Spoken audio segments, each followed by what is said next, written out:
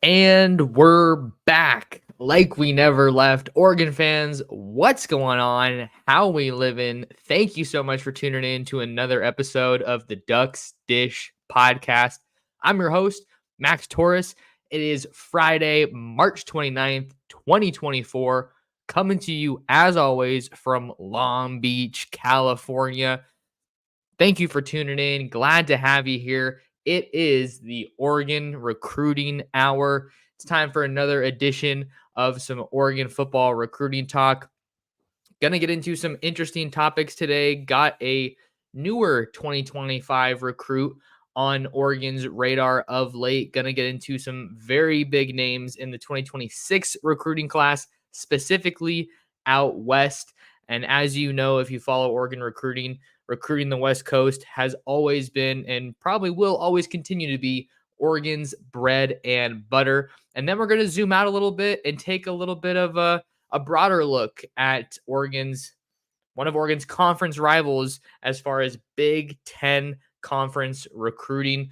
It is the offseason, so we're going to zoom things out a little bit. Excited for that one and excited to have you guys along. Make sure to like, comment, and subscribe wherever you're tuned in, whether it's on podcast or right here on YouTube at Oregon Football Max Torres. So, jumping into our first recruit of the day, a newer recruit that is on Oregon's radar is 2025 Duncanville, Texas quarterback Keelan Russell. So, just for a little bit of background information here, the first report that I saw about Keelan Russell and Oregon comes from 247's Mike Roach, who does a tremendous job covering the Lone Star State, the best and brightest in the state of Texas. This was a tweet I saw on March 24th that said that it looks like Oregon has started to recruit SMU four-star quarterback commit Keelan Russell, and he is expected to visit sometime in April.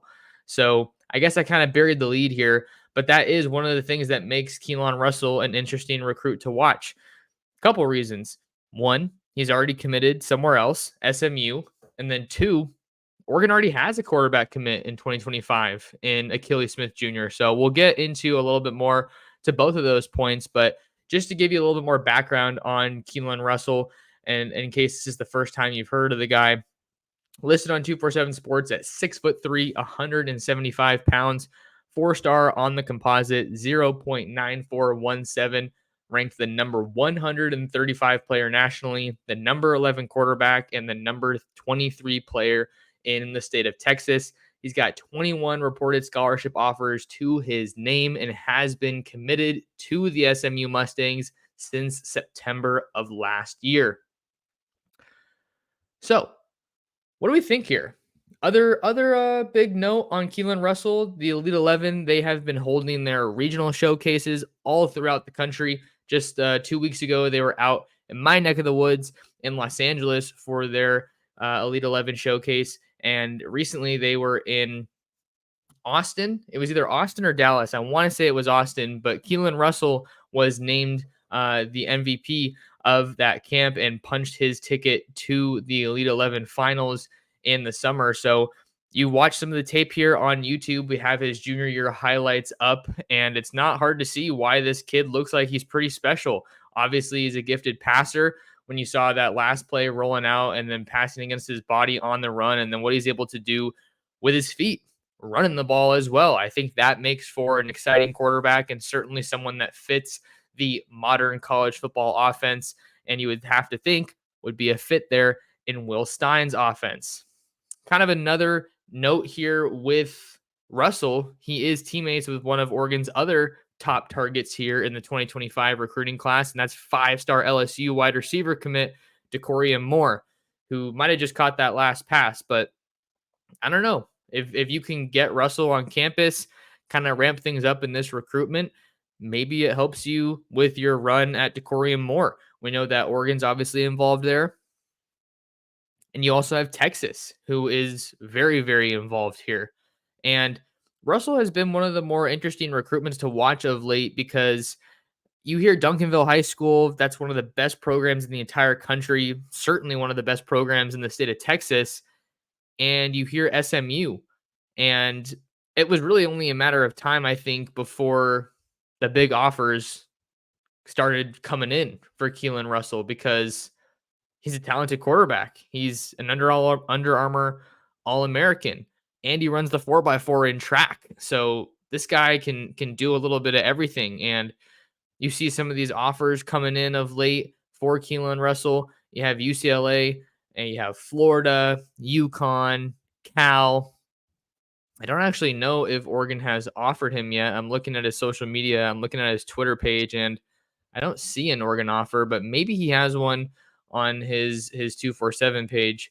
But either way, this guy was only going to be quote unquote under recruited for so long. You play top Texas ball, you're going to get eyes on you. That's for sure. So just a little bit of background there on Russell, and you can see him on the tape here. Really, really gifted player, a great runner as well. And he doesn't look, at least from the early parts of this, like he's a guy who is trying to snap the ball and then just get out of the pocket early. I think that's one of the biggest things you have to watch. Sure, if you're a gifted runner, that's great as a quarterback, but I don't want a guy who's just going to go out there and run the ball and not look through his reads, not progress as a passer and kind of see what else is out there, what the defense is giving him. You don't want a guy who's got happy feet and just wants to run right away, a guy who can't stand in the pocket. The pocket awareness is awesome. You see the mobility there, just super creative. He's fun to watch. He's fun to watch, that's for sure. But let's look at this other part of the equation. Oregon already has a quarterback committed in 2025. And so that's Keely Smith Jr. out of Lincoln in San Diego, Duck legacy. Got to see him at the Under Armour next camp in Los Angeles, and he looked great as usual.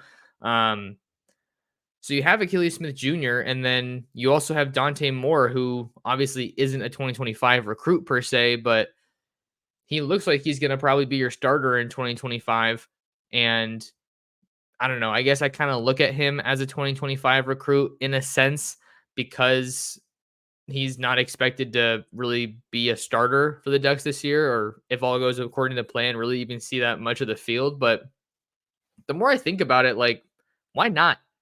If there's a quarterback that wants to give you a look and doesn't mind that you already have a quarterback committed, he just wants a chance to compete, go get him. I don't see any issue with that. Because at the end of the day, you are only one snap away from needing another quarterback that you feel comfortable just going out there and saying, "Hey, here's the offense. We need 7 points. It's the fourth quarter. 2-3 minutes left in the game.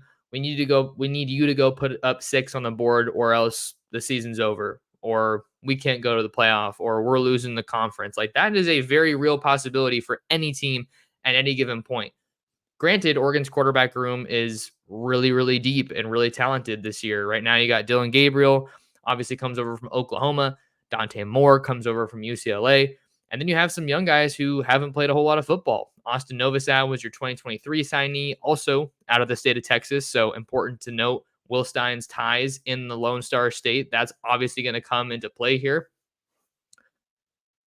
Then you have Luke Moga, who the Ducks signed in 2024 as a young passer out of the state of Arizona.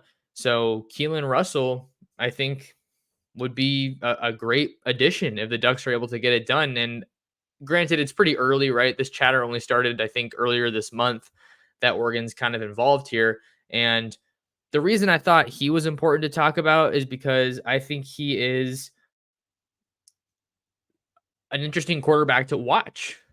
Now, Oregon's actively recruiting Hassan Longstreet out of Corona Centennial High School here in Southern California, the Inland Empire. Saw him at the Elite 11 finals, the Elite 11 regional camp that I went to, and he punched his ticket to the finals, and he is going to be visiting Oregon during spring practice next month. But I don't really view Oregon as a real threat there. I think Texas A&M is one that has a lot of buzz there, but Oregon's a final school for him, so can't count him out completely. But all that said, I think Keelan Russell is a really exciting guy to watch. And the fact that he's maybe entering the equation here for Oregon, I think that could be good news. Why would you not want to go for another talented quarterback? I don't see any downside from trying to add another guy like this because iron sharpens iron and competition breeds excellence and the cream rises to the top. So I don't want to say that I'm getting ahead or that I think Keelan Russell is going to come to Oregon by any means. First, he's got to get out to campus. I don't even know if he's been out to campus. And he also needs to get an offer because I don't even know if he has an offer from Oregon right now. I haven't been able to see anything that shows me. I scrolled through the rest of his profile and it doesn't look like he has an offer. So that's obviously a whole separate equation. But Keelan Russell out of Duncanville High School in Texas, 2025 quarterback, going to be an Elite 11 finalist. Guy can run. Interesting prospect for sure. So keep an eye on him, and we'll see what happens with him in his recruitment. All right, next guy I'm going to talk about, we're going to jump to the 2026 class, and this is a special player. This is a really special player. He's going to be in Eugene next month for a visit. Let's talk about Chris Henry Jr., 2026 wide receiver, and one of the newest faces at Santa Ana, California, Mater Dei High School. If you know anything about Mater Dei, high school football doesn't get too much better than Mater Dei. They've had a number of really talented players transfer in this offseason. Yeah, Dash Beerley from Chaparral High School in Temecula. He's a quarterback committed to Washington. He transferred in. You had Cody Green, the number one player in Washington, a big offensive tackle for the 2026 class. He transferred in from Washington. And then you also have Chris Henry, obviously one of the big names here. He's the number one wide receiver in the 2026 class. He's a 5-star recruit, and he's committed to Ohio State. Got my first look at Henry in person at Under Armour Next Los Angeles last weekend, and he definitely looks the part. I mean, 6'5", 199 pounds, 27 reported scholarship offers. It doesn't take long to see that this guy's a dude.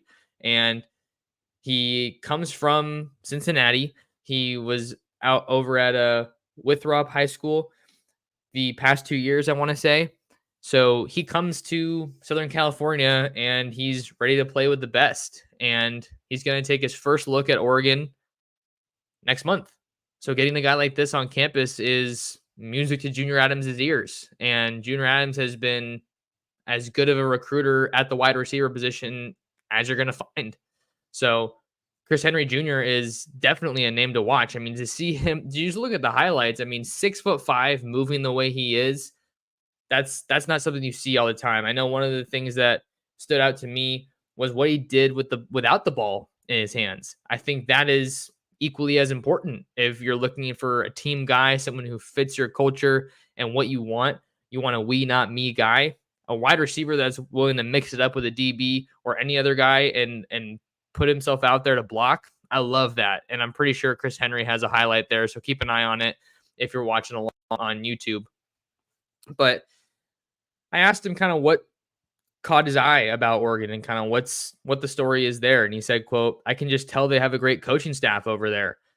Coach Adams, he's a great guy. He's been keeping in contact with me. Really just want to go out there and meet the coaching staff in person." So I think Oregon does a great job without even necessarily having to do anything in terms of building some hype around them, like just going out, winning games and putting the product out onto the field. That's going to make you appealing to any school.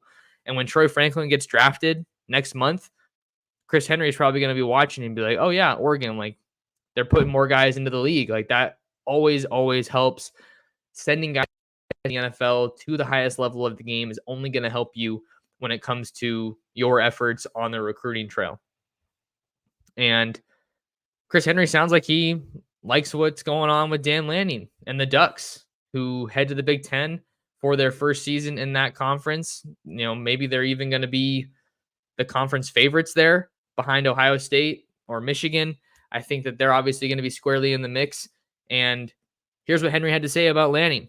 Quote, "I see he obviously has great success. Moving to the Big Ten, that's a big move. So just trying to see how he is as a person and meet him. And every recruit I talk to always talks about how Lanning's genuine, how he has a great energy, how he's fired up and wants to do big things there." And what sweetens the deal here, maybe a little bit from Oregon's standpoint, could give them a little bit of an assist here in this recruitment. He has a cousin on the team. Chris Henry told me that he is cousins with Sione Laulea, the 2024 Oregon cornerback signee, number 2 prospect in all of the junior college rankings out of College of San Mateo. He just got to Oregon, so I'm sure I don't know how close they are necessarily, but he'll be able to tell him about his experience. And I don't know if it's I'm sure other schools have this, but for whatever reason, I feel like Oregon is super underrated when it comes to utilizing those family connections. Maybe not even underrated. I shouldn't say that. That's not what I meant.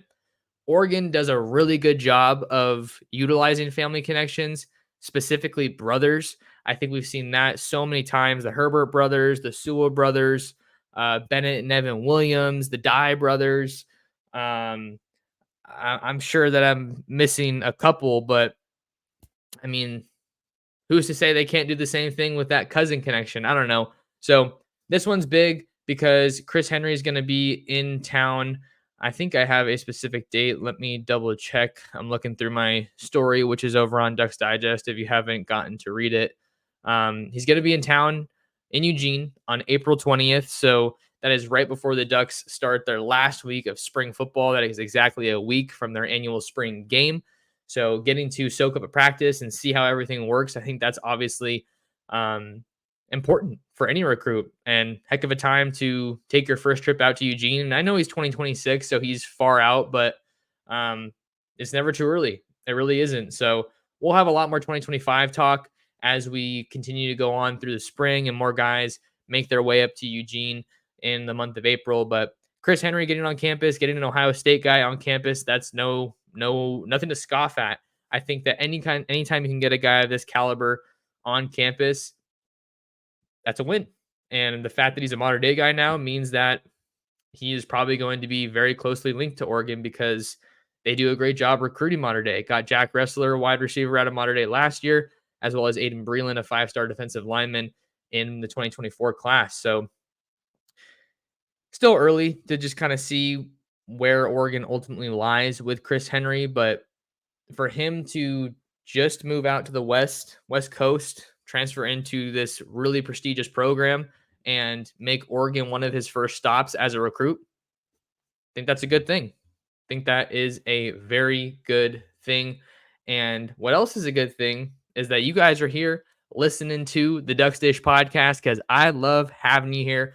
Thank you so much for talking some ball with me, talking some Oregon recruiting. Do me a favor and make sure you guys like and subscribe. Leave me a comment. Let me know what you guys think about Oregon football recruiting, or if you want to ask a question for a chance to be featured on a future episode, go ahead and do that in the comments. Or hey, shoot me a DM. I'm at Torres Sports on both Twitter and Instagram. All right, next guy we're talking about, probably the last recruit we're going to hit on in today's episode. It's another 2026 guy, but it's a quarterback, and it's someone I am super, super excited about. We're talking about Jaden O'Neal.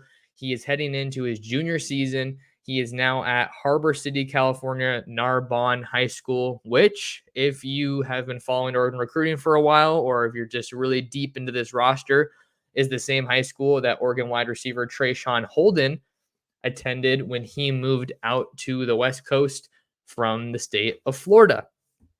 So, Jaden O'Neal, really, really talented quarterback, 6'3", right around 200 pounds, and he's heading into his junior year. I got to see him a lot recently. I saw him at Under Armour Next Los Angeles. I saw him at the Elite 11 Los Angeles showcase. And then I also got to see him a decent amount last year during the 2023 season because he was the quarterback at Newport Harbor, which was home to Jordan Anderson, who was a 2024 wide receiver that was committed to Oregon, but he ended up at Oregon State. And if you watch the tape here with Jaden O'Neal, he is a guy who has an absolute cannon for an arm. I'm running back this last highlight here because you just see a flick of the wrist and that ball just absolutely flies out of his hand. He was really one of my favorite quarterbacks that I saw at Elite 11, along with Folsom quarterback Ryder Lyons. These guys were kind of going shot for shot. This is easily one of my favorite highlights. I was watching his sophomore tape And this is just a crazy play. If you're not watching on YouTube, you got to go see it. The pocket awareness in this game against Los Alamitos just, gets skinny and gets through that gap, steps up in the pocket and just absolutely uncorks one, and gets really deep inside the red zone. Actually ends up being a touchdown. Here they are against St. Augustine from San Diego. So this is a guy who has a ton of raw power just in his arm, but he's got some great pocket awareness, some pocket mobility. And I think one of the biggest things that I've seen in his growth, even from his sophomore season to now, he's trimmed down his frame a little bit. He looks like he's more comfortable moving around in the pocket. He's not looking so stiff in his mechanics. So I think he's really progressing quite nicely. And this is as decorated a quarterback, at least as far as his offers go. This is a guy who isn't actually ranked, at least on 247 Sports. He doesn't have any stars or rankings or anything, but he's got a crazy impressive offer list. 22 scholarship offers to his name, and he just got reoffered by Will Stein and the Oregon staff not too long ago. So he was previously offered by Kenny Dillingham when he was at Oregon, but now Will Stein is making sure that the Ducks are going to stay squarely in the mix for top quarterback talent out west for quite a while. But 22 offers for Jaden O'Neal. Got to talk to him after he took home quarterback MVP honors at Under Armour. So he held his own with a really deep crop of quarterbacks. Achilles Smith Jr. was there. You had Michael Butter Tollefson, who's committed to Arizona State in the 2025 class. You had Brady Smigel there, who's a 5-star out of Southern California that Oregon's also recruiting in the 2026 class. So Jaden O'Neal really was able to separate himself from the rest of the pack. And it was nice that they got that reoffer in there. Was very complimentary of Oregon's offensive coordinator, Will Stein. Got to ask him about Will Stein and just kind of what else stands out about Oregon. And here's what he had to say about Stein. Quote, Coach Will Stein, I know he's doing a great job developing quarterbacks. I know just being up there, I just want to see the atmosphere, of course. I want to see what their culture is like because I haven't gotten a chance to be up there. Looks like Jaden O'Neal is going to be visiting Oregon in early May based on some of the recent conversations I had with him and kind of people in his camp. But Will Stein developing quarterbacks definitely sounds good to me. I mean, you see what he did at UTSA. I want to say that was Will Harris, Trey Harris. I need to make sure I have that name right. Let me see here. I'm trying to get this figured out. Frank Harris, excuse me. Frank Harris was a really, really talented quarterback that Stein worked with at UTSA. And then obviously the work that he did with Bo Nix this last year at Oregon in producing a Heisman Trophy finalist is really going to help. And this is one of the quotes that really stood out to me from Jaden O'Neal about the Ducks. He said, quote, offensively, I feel like they're one of the top 3, maybe even top 2 high-paced offenses. So that's one thing I really like about Oregon.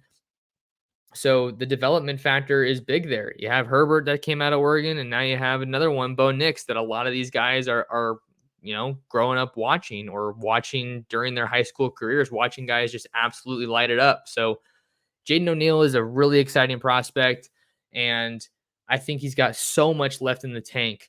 He already has all of these offers from across the country, and he's only played half of his high school career.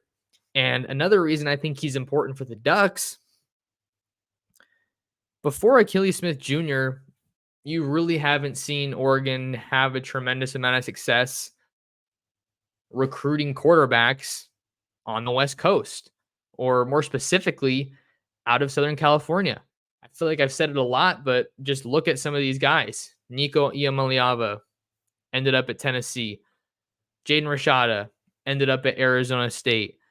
And then even dialing it back a little bit more, you have DJ Uiagalelei ended up at Clemson, then came out back west to Oregon State. Now he's at Florida State, but Clemson, Bryce Young, Alabama, CJ Stroud, Ohio State. There is so much talent on the West Coast, and Oregon is looking like they're doing a better job of recruiting those guys and ultimately getting them to Eugene to play their college football, which is a good thing if you're an Oregon fan. You don't need to go like some of these other positions, like your top defensive linemen, like some of your top offensive linemen and your linebackers, maybe. You don't need to go into the deep south, into SEC country, to go into the state of Florida to find your quarterbacks because there's so many good ones that are already out west. And you really don't need to look farther than Southern California. Don't even look any further because you already have those guys right there. They probably grew up watching Oregon and they probably want to visit. So it's almost like it kind of gets the ball rolling itself. That's not saying that it's easy to recruit necessarily. That's not what I'm trying to say, but good development for Oregon to keep those top quarterback guys on the West Coast, those top West Coast quarterbacks on their board. So if you don't know Jaden O'Neal, you got to know Jaden O'Neal because he is going to be an absolute stud. And I'm a big Jaden O'Neal fan. So I'm putting you guys on. All right. So last part of the show, we're going to zoom out, talk some Big Ten recruiting. And I want to talk about USC's big, big weekend because we know that USC is a big rival. And I know that a lot of Duck fans probably saw that and were like, whoa, what's going on over there in LA? What do they know? What's working now? So for those of you guys that don't know, that didn't follow it, maybe aren't following things too closely, Trojans had themselves a weekend. They added 4 commitments in the 2025 class and 1 commitment in the 2026 class. And the biggest story of the weekend was 5-star defensive lineman Justice Terry out of Manchester, Georgia, flipping his commitment from the Georgia Bulldogs to the USC Trojans. That was a huge, huge recruiting win for Lincoln Riley and the USC staff. And it's about time. It is about time because if from my perspective, I think it's fun to talk some USC here because I'm in Southern California. I'm around a lot of USC recruits. I'm around USC parents or commits of parents of commits rather. So it's just interesting to me. I mean, the USC brand is very strong, so I don't know why it's taken so long for them to get things figured out. As far as recruiting goes, for the longest time, they haven't had a commitment in their 2025 class since August of last year. And that was Julian Lewis, also out of the state of Georgia, who is one of the top quarterbacks in the 2025 class, reclassified from 2026 to 2025. And for my 2 cents, I do not think that Julian Lewis is going to end up at USC when all is said and done. I think that Georgia has too much momentum. They are achieving at way too high of a rate. And Kirby Smart is not going to let the top players out of that state without a fight. And the crazy development is Justice Terry, after flipping from Georgia to USC last weekend, isn't wasting any time getting back to Athens for a visit this weekend, per some reports over on rivals.com. So that was a crazy story. And then you also have Isaiah Gibson out of Warner Robins, Georgia. He's a big target on Oregon's board as well here in the 2025 class along that defensive line for Tony Tuioti and the Ducks. But Isaiah Gibson, he also committed to the Trojans. And I think that that's an interesting story because when you look at where USC has been vulnerable and has been weak, it's at the line of scrimmage. Look at what Oregon's offensive line and defensive line was able to do to USC last year. That's one of the biggest, that's got to be one of your biggest concerns if you're a USC fan heading to the Big Ten is just what you're going to be able to do at the line of scrimmage. That's one reason, if you're an Oregon fan, why you're so confident in what the Ducks are going to be able to do and how they're going to stack up against these other Big Ten teams. 2 more guys to just hit on real quick. Gus Cordova, out of Lake Travis High School in Austin, Texas, defensive lineman, 3-star guy. He also committed to USC, as did Hilton Stubbs, a 2025 safety out of Jacksonville, Florida. So now, after just one big weekend, USC now has the number 12 overall class in the country, according to 247 Sports. But honestly, we got to look at this for what it is. Recruiting momentum is always great. You want to have, this is one of those instances where your school is in the headlines for the right reason. And it's just going to make it fun to follow because Oregon wants some of these guys. I'm not saying that they're losing the battle outright, but Isaiah Gibson is one that I know that Oregon has recruited. Anybody in the country would love to have a Justice Terry, 6'5", 275 out of Georgia on the D line on your team. But it's going to make it fun to follow. I think it's fun when USC is good. I know a lot of fans, a lot of Duck fans won't like to hear that, but college football is fun to watch when USC is good. It's fun to watch when Oregon's good. I want to see UCLA get their act together, and I think they're going to under Deshaun Foster.